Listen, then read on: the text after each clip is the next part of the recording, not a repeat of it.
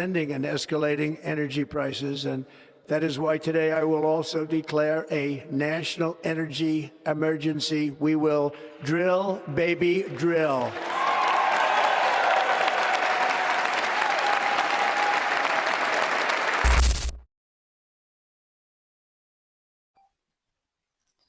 Hello, how are you? आपने सुना president Donald Trump की मैडन स्पीच को? उस स्पीच में डोनाल्ड ट्रंप एक स्लोगन दे रहे हैं, ड्रिल बेबी ड्रिल। इस स्लोगन का क्या मतलब है? इस स्लोगन का मतलब है increase the oil production, increase the petroleum production. Actually में ये कोई नया नारा नहीं है। ये नारा 2008 में भी दिया गया था प्रेसिडेंशियल इलेक्शन में रिपब्लिकन पार्टी के द्वारा। ठीक है, तो ये बहुत ओल्ड नारा है, बट ट्रंप इसको दोबारा दे रहे हैं, drill baby drill. Trump actually में ये नारा उस दौर में दे रहे हैं जिस दौर में climate change and global warming hot topic of the town है ना। तो सवाल ये है कि वो इस तरह के नारे क्यों दे रहे हैं? दुनिया क्लाइमेट चेंज की चिंता कर रही है, दुनिया ग्लोबल वार्मिंग की चिंता कर रही है, और वो जस्ट उल्टा नारा दे रहे हैं। क्लाइमेट चेंज और ग्लोबल वार्मिंग की सबसे बड़ी वजह क्या होती है? पेट्रोलियम एक बहुत बड़ा कारण है। Why he is trying to increase the petroleum production? उसमें जाने से पहले मैं आपको 3 की कंसेप्ट एक्सप्लेन करना चाहता हूं।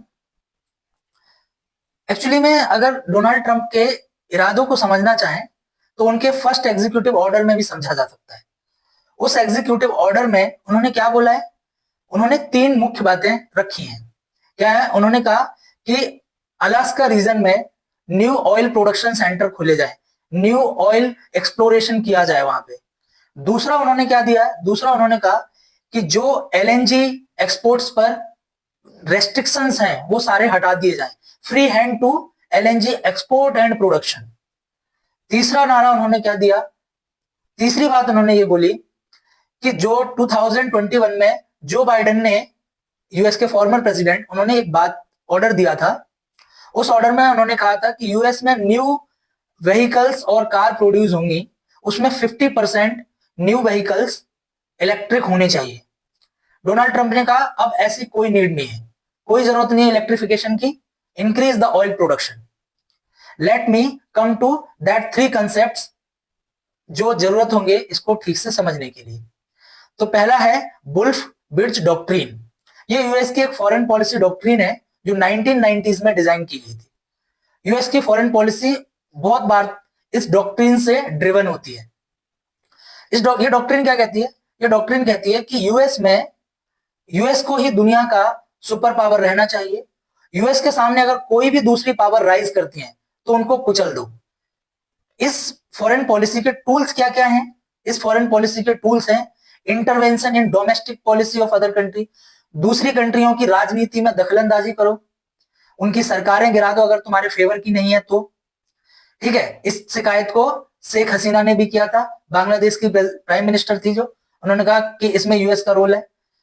ठीक है, दूसरा टूल क्या है इस फॉरेन पॉलिसी का? दूसरा टूल है कि प्रीएम्प्टिव वॉर लड़ो।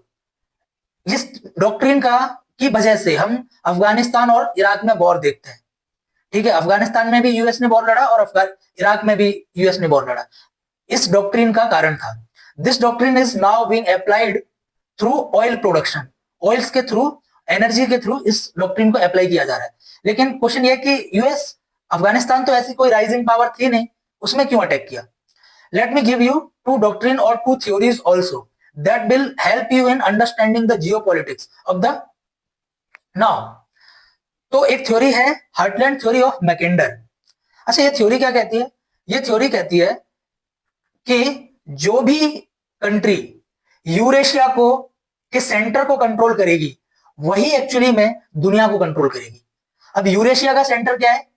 अफगानिस्तान, तजाकिस्तान, उज्बेकिस्तान वाला जो सेंट्रल एशियन रीजन है, it is the centre of Eurasia. तो जो इसको कंट्रोल करेगा वही दुनिया को कंट्रोल करेगा। तो first Russia was trying to control that region, फिर उसके बाद यूएस ने 2000 से लेकर 2022 तक अफगानिस्तान में अपना कंट्रोल रखा। ठीक है, दूसरी थ्योरी है रिमलैंड थ्योरी बाय स्पाइकमैन। वो थ्योरी क्या कहती है? वो थ्योरी कहती है कि एक्चुअली में हार्टलैंड नहीं, जो कोस्टल एरिया को कंट्रोल करेगा वही एक्चुअली में दुनिया को कंट्रोल करेगा। कोस्टल एरिया समुद्र के तट जिसमें पोर्ट्स हैं, आइलैंड्स हैं। तो रशिया और यूक्रेन के वॉर को अगर हम समझना चाहें तो इस थ्योरी के थ्रू भी समझ सकते हैं। Russia is in north pole, तो वहां पे सर्दी बहुत होती है, तो ज्यादातर रीजन जमा हुआ रहता है, फ्रीज है। तो रशिया के पास पोर्ट्स नहीं है, तो रशिया को आउट आने के लिए सिर्फ एक जगह है, वो है ब्लैक सी। नेटो उस ब्लैक सी को कंट्रोल करना चाहता है यूक्रेन के थ्रू, तो रशिया के सारे रास्ते बंद कर दो बाहर आने के। It is nothing but applying rimland theory.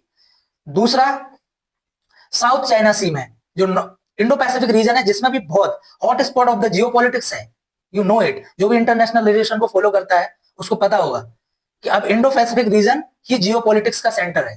अब इंडो पैसिफिक रीजन भी क्या है, साउथ चाइना सी है, तो यूएस चाहता है कि साउथ चाइना सी पे उसका भी कंट्रोल होना चाहिए।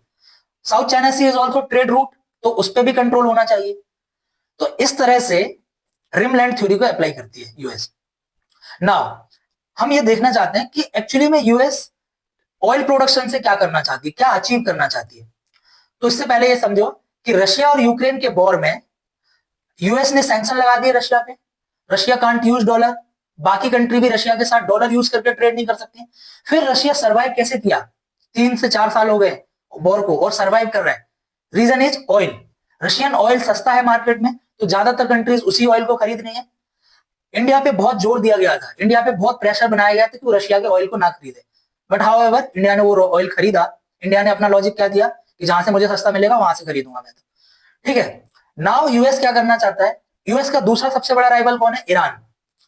ईरान और इजराइल का वॉर देखा तुमने मिडिल ईस्ट में, ठीक है। तो ईरान पे भी 2018 से सैंक्शन लगे हुए हैं, फिर भी ईरान सर्वाइव कर रहा है। उसका रीजन भी क्या है, ऑयल। और तीसरी जगह है वेनेजुएला। वेनेजुएला में अभी जो गवर्नमेंट है वो गवर्नमेंट यूएस के फेवर की नहीं है, और वेनेजुएला का जो सोर्स ऑफ रेवेन्यू है वो सिर्फ क्या है, ऑयल है।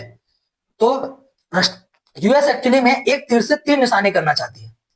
वो क्या 3 निशाने हैं, यूएस 3 निशाने यूएस के हैं, रशिया, ईरान और वेनेजुएला। कैसे, देखो ये तीनों कंट्री ऑयल पे डिपेंडेंट है, और इन यूएस कह रहा है कि अगर यूएस ऑयल प्रोड्यूस करेगा तो यूएस के पास बहुत ऑयल रिजर्व है, तो यूएस पूरी दुनिया में ऑयल को सप्लाई करेगा। तो इंडिया और अदर कंट्रीज ये लॉजिक भी नहीं दे पाएंगी कि जहां से सस्ता मिलेगा वहां से लेंगे, तो इंडिया को भी यूएस का ऑयल खरीदना पड़ेगा, रशिया के ऑयल की सप्लाई कम होगी। दूसरा, ईरान का भी ऑयल सप्लाई कम होगा। तीसरा, वेनेजुएला का भी ऑयल सप्लाई कम होगा। वेनेजुएला में इकोनॉमिक क्राइसिस आएगी, गवर्नमेंट गिर जाएगी, फिर यूएस अपने अकॉर्डिंग उस गवर्नमेंट को स्टैब्लिश कर सकेगा, ठीक है। तो this is the politics, geopolitics that's going behind, ठीक है। तो यूएस एक्चुअली में इससे 3 गोल अचीव करना चाहता है। यूएस की पॉलिसी भी है, ठीक है, किल एनिमी बाय 1000 कट्स। इतने कट लगाओ उस एनिमी की बॉडी में कि वो मर जाए फिर। दिस इज द पॉलिसी, ठीक है। आई थिंक तुम लोग को समझ में आएगा होगा कि क्या है drill baby drill. Thank you for the patience. Bye bye, take care.